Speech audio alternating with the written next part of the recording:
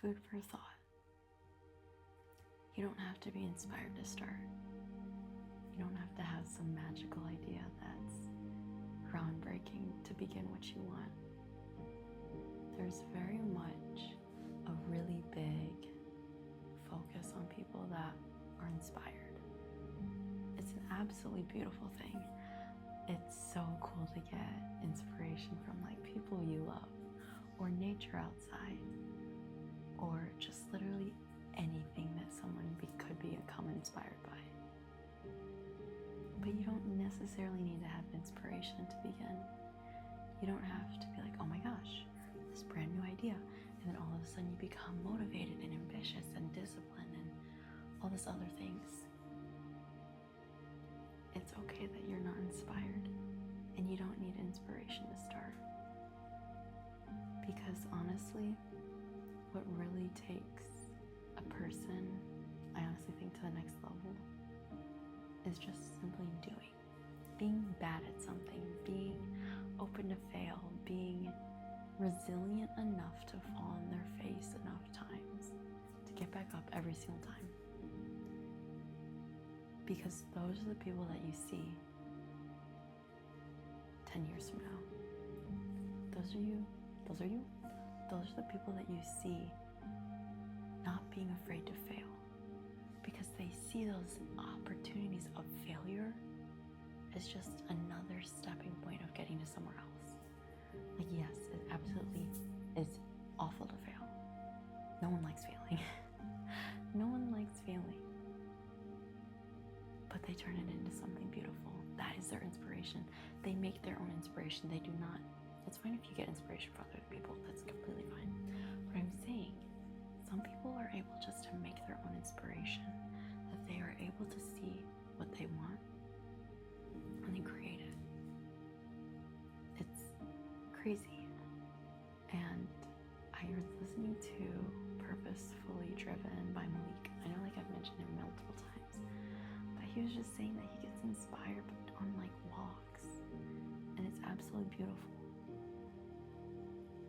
That you can just separate yourself from your head. And you can just take nature. You can take everything in. It doesn't have to be crystal clear blue to have a perfect idea come in. That it just comes in, and then you're inspired, and you can do whatever you want, and then so forth. But honestly, being inspired and being able to do something with it takes practice. Like the only thing that I can imagine right now is like not wanting to do homework, but then still doing homework. And like not like doing that, not liking to do that homework, but you're still doing it. And it's a skill that you learn how to do something when you don't want to do it. And I think that's kind of the same thing of inspiration. That you're not inspired all the time because you don't know how to become inspired. Like you might be like, that's really interesting. I might think about that. But then you slowly begin to like notice more things and be inspired more easily and just become more aware of small details that inspire you and get your head thinking and being able to put it to pen to paper, pen to paper, paper to pen, pen to paper. Like you begin to realize what you want, being able to be inspired to see something bigger. I want you to kind of like imagine like a painting, okay? And it's this blank painting. But you have so many interests of what you like and what you don't like, and especially the colors you do not want to use. But then all of a sudden, you see a bird in your window. And it's like blue and white, and a hint of brown, and some black speckles. And immediately you know what colors you want to paint. But you have watercolors, you have acrylic, you have regular paint. I don't know all the art mediums, but like charcoal, charcoal pencil, colored pencils, markers, I don't know, just different things that you want to do. And then you're all of a sudden inspired by this and then that. It takes practice to become inspired. It takes practice, honestly. I think inspiration, to have a definite answer or like definition, I feel like inspiration is being able, like, to be inspired is to be aware of your surroundings and to be able to notice the small details and want to create that, want to recreate that emotion. Like, oh my goodness, like literally artists make, or I should say like musicians, like music artists. Yeah, music artists, like, I don't know if you listen to like Frank Ocean or like Mark DeMarco. Okay, probably okay. Like Cardi B, Nicki Minaj, like I don't know, musicians. Sometimes, maybe not them, but like I know in like examples. Sometimes artists, like for music and even like painting. Okay, I'll get to my point. They create something from their surrounding that they're inspired by.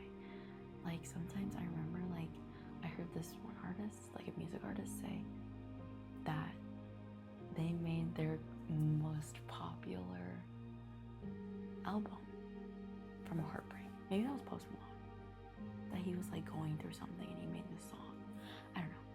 But what I'm trying to get at is that being someone who's inspired isn't necessarily, okay, I know I said this earlier, but it's like not knowing what you want, but it's like knowing how to grab from your surroundings and then being influenced and enlightened to know what you maybe want, to maybe create this, maybe to create that.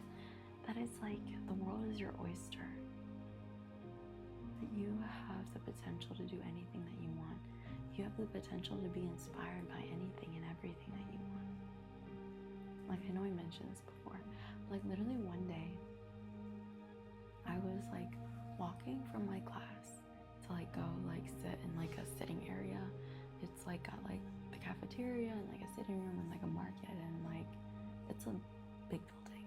And it's got like a 3-4 minute walk from like the science building to like the main building. And it was like mid-spring, it's like early spring. I know it's still spring, but it was like in the peak spring of like flowers blooming on trees. And I was like, wow, that is so pretty. Let me take a picture of it. And it was so pretty. And it like, honestly, like stuff like that just makes me so open and appreciative. And it makes me like inspired to do something. I know I use that word 1,000 times, but like, I don't know any other word that you can use for like enlightened, awakened. I don't know. But it's like, there are so many things that you can do and it's not right or wrong. And when you don't feel inspired, when you don't feel motivated, when you don't even feel disciplined, that's okay. You are allowed to have writer's block. Because do you know the amount of people who literally have that? They have a mental block, they have writer's block, they have artist block. Sorry, I don't know what it's called for painting. But they have that lack of inspiration of knowing what to do next. And I saw this really cool TikTok that was like, some days you want to paint, some days you don't want to paint, and that's okay. But only one will lead you to doing something new. And I think you can really interpret it any way that you want. From the perspective of doing something new, could be continuing that painting, or doing something new would be choosing to do a different painting. And that's how life is.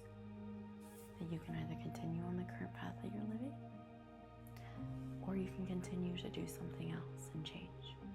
For the better or for the worse, that is up to you and your interpretation.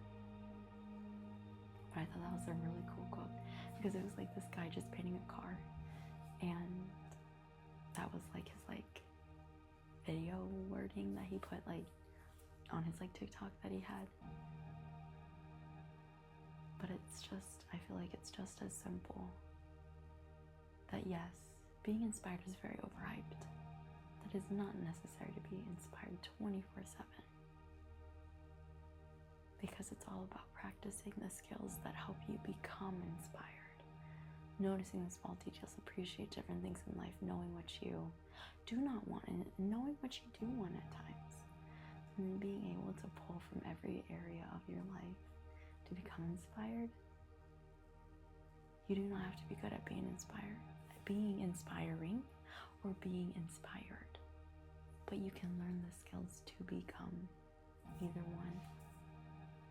Because you are here now. And I'm so glad you are here for another day.